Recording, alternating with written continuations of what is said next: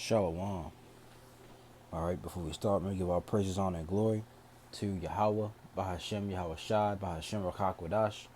Double honors the apostles, elders, and bishops of Great Millstone that teach and rule well.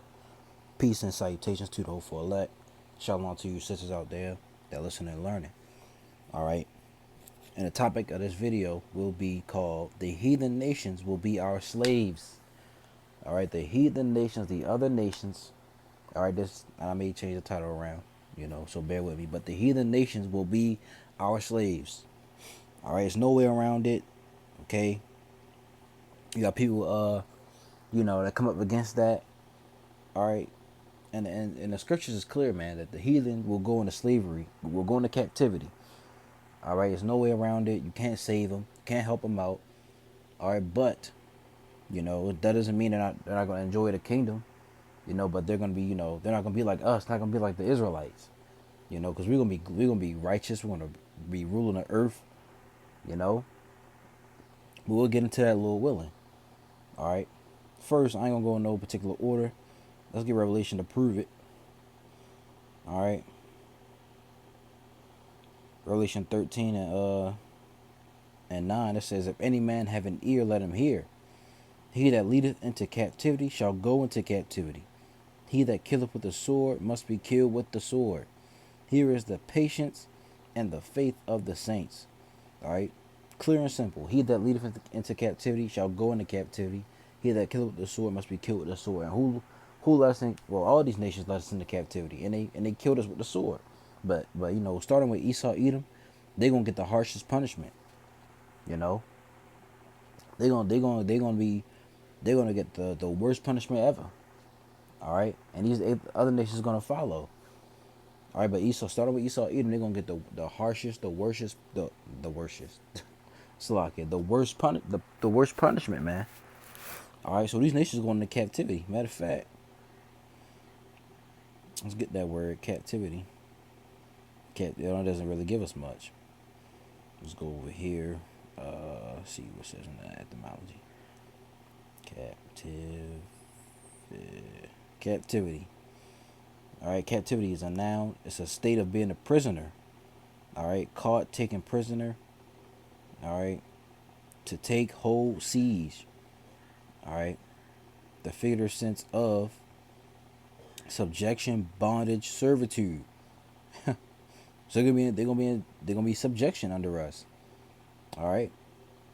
So that's what captivity is. They're gonna be in bondage, slavery, man, hardcore slavery. That's what they getting. All right. So people out here, wanna, oh, the Gentiles, the other nations are gonna make it. They're gonna, no, man. These other nations are going into slavery for the what they've done to us. Let's get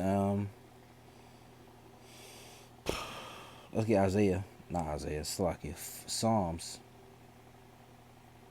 Let's go to Psalms 149. I'm gonna start at the top.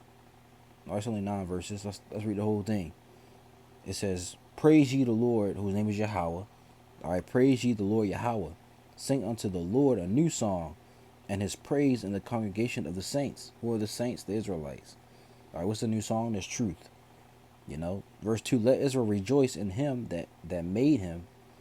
So like, let Israel rejoice in him that made him. Let the children of Zion be joyful in their king. Let them praise his name and the dance. Let them praise Salakia. Let me slow down. A big, little excited. All right. Let them praise his name in the dance. Let them sing praises unto him with a timbrel and harp. For the Lord Yahweh taketh pleasure in his people. He will beautify the meek with salvation. Let the saints be joyful in glory. Let them sing aloud upon their beds. Let the high praises of the Most High be in their mouth and a two-edged sword in their hand. Why? To execute vengeance upon the heathen and punishments upon the people. To bind their kings with chains and their nobles with fetters of iron. To execute upon them the judgment written. This honor have all his saints. Praise ye the Lord. All right. These other nations are going to be in slavery. All right, we're going to put them in chains. We're going to rule over them with a rod of iron. Let's get matter of fact. Revelation 2. Where is that? 26. It says, Revelation 2:26 it says, "And he that overcometh and keepeth my works unto the end, to him will I give power over the nations, and he shall rule them with a rod of iron, as the vessels of potter shall they break." Salakia. As the vessels of a potter shall they be broken to shivers, even as I received of my Father. All right. Let's see what it says in NLT real quick.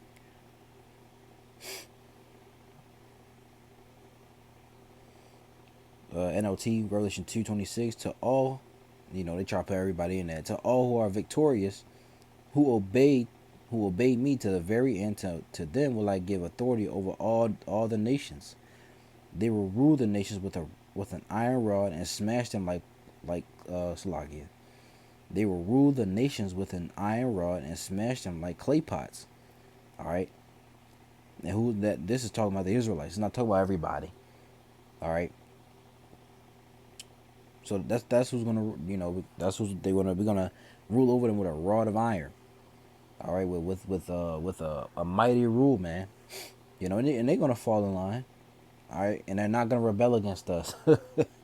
All right, Bishop Nate, they're not gonna rebel against us. They're not gonna go somewhere, and make up a plan to come up against us and take us down. No, that's not gonna happen. So basically, with that, we're not gonna even enjoy ourselves. We can't have nothing.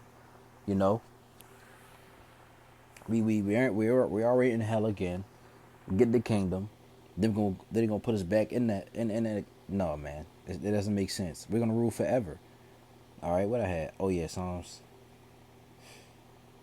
Because this lesson came from of course the Holy Spirit, but I was on Twitter and just people running their mouth, man. They don't know what they're talking about. All right, Isaiah 49 and 6 again. Let the high praises of the Most High be in their mouth, and a two-edged sword in their hand. Why? Why the two-edged sword? To execute vengeance upon the heathen, and punishments upon the people, to bind their kings with chains and their nobles with fetters of iron, to execute upon them the judgment written. This honor have all his saints. Praise ye the Lord. All right. So we're gonna have that honor, man.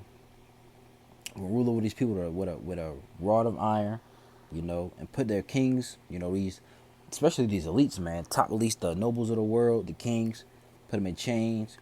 All right, and they're gonna work. They're gonna be slaves. Matter of fact, Revelation 18 and 6. Reward her, even as she rewarded you, and double unto her, double according to her works. Read that again. It says, reward her, even as she rewarded you, and double unto her, double according to her works. In the cup which she hath filled, to her double. All right, so we're going to double what they done to us. We're going to do to them, but we're gonna, righteously. All right, we're not going to rape their kids and no, man. No, we're not going to do all that. All right, we're going to do this thing in the right way. But let's go to Psalms 2 and 8. Psalms 2 and 8. This is Psalms 2 and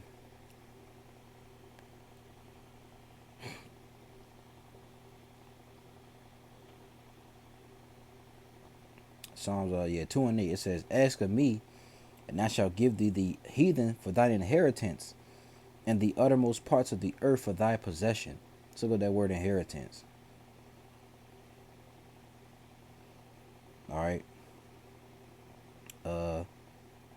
Nahal La'ah. Strong's H 5159. Nachala. Nachala. Nahala. All right. I'm probably saying that wrong. But inheritance, all right. It says possession, property, inheritance, heritage. Property, portion, share, inheritance, portion. So it's going to be a property, a possession unto us.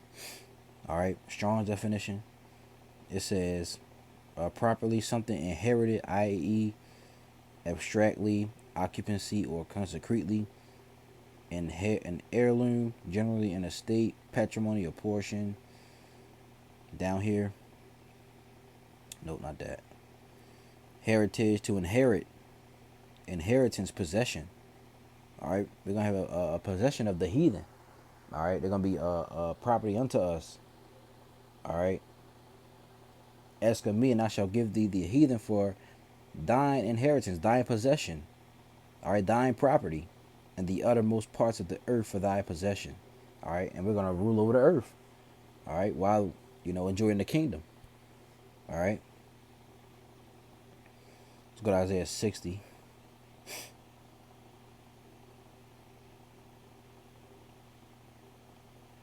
Isaiah 60. You can read this whole chapter. It's a good chapter to read.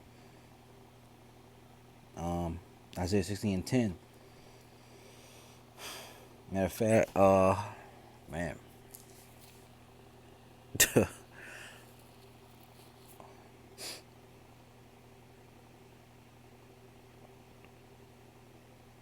I'm sorry, at 4. It says, lift up thine eyes round about, and see all they gather themselves together.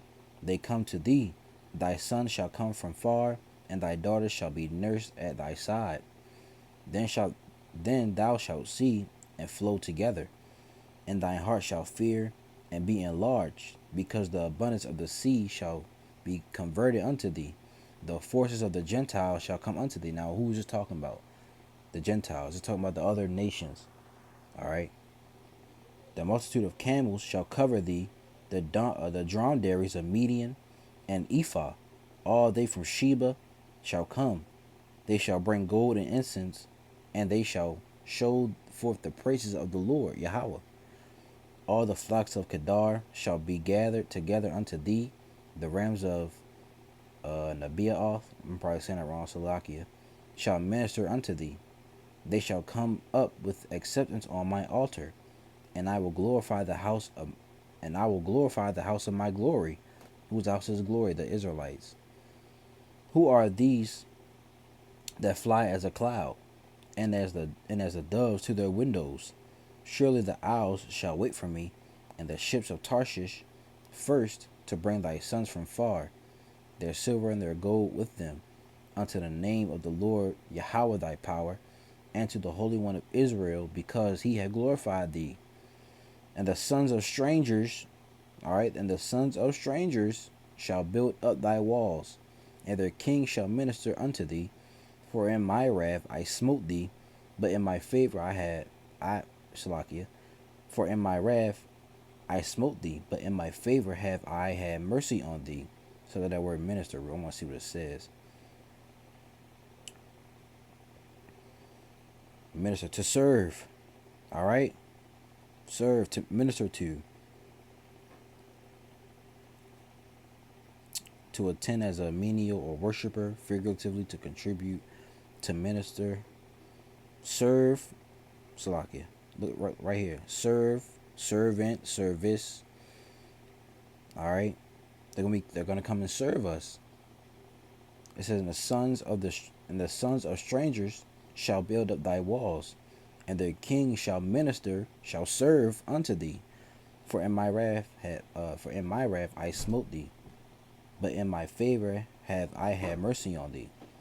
Therefore thy gate shall be open continually. They shall not be shut day nor night, that men may bring unto thee the forces of the Gentiles, and that their kings may be brought. For the nation and kingdom that will not serve thee shall, Salakia, this is beautiful. For the nation and kingdom that will not serve thee shall perish. Yeah, those nations shall be utterly wasted. Come on, man. All right, this is clearly talking about the other nations, man. All right, and they're gonna be in servitude. They're gonna be in bondage. They're gonna be our possession. If they don't serve us, they're gonna perish. All right, and you can read the rest of this, man. Isaiah, the whole chapter, really. It's a good chapter to read. All right. So that proves that proves that we're gonna have slaves in the kingdom. They're gonna come unto us. They're gonna be, servants. They're gonna minister unto us, man. It's gonna be beautiful. Lord willing, we have the elect to see everything. What else I got? Let's go to Isaiah 14 and 2. Or start at 1. It says, for the Lord Yahweh will have mercy on Jacob, and will yet choose Israel, and set them in their own land. And the strangers, now in this sense, the strangers are the Israelite foreigners. Let's look this up.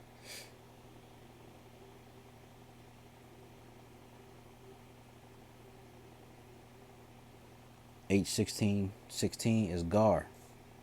All right, this is a sojourner, a temporary inhabitant, a newcomer of lacking inherited rights, of foreigners in Israel, though conceded rights. All right, so they're Israelite foreigner. All right, matter of fact, the elder one of the elders brought this out, Elder Karatazar from GMS Baltimore. It says a sojourner, stranger, foreigner, a person living out his own country. All right, you can go to Exodus 2:22 for that. Exodus 2:22. She bare him a son, and he called him Salakia. She bare him a son, and he called his name Gershom, for he said, I have been a stranger in a strange land. All right. So the strangers are other Israelite foreigners. All right. It says, I will have mercy on Jacob, and will yet choose Israel, and set them in their own land. And the strangers, the other Israelite foreigners, shall be joined with them, and they shall cleave to the house of Jacob. Verse 2, and the people shall take them and bring them to their place, and the house of Israel shall possess them in the land of the Lord Yahweh for servants and handmaids, and they shall take them captives, who captives they were, and they shall rule over their oppressors. Who are our oppressors? Right now, Esau, Edom. Before them, it was the Persians, the Babylonians. All right, the Greeks were Edomites too. All right, these different nations, really all of them. All right, they were our oppressors at one point. We were their captives. Now they're gonna be our captives. They're gonna be our servants and handmaids. They're gonna do what, but this time we're gonna rule forever. This thing gonna be forever thing, not just a little season. No, this gonna be forever and ever and ever, man. All right.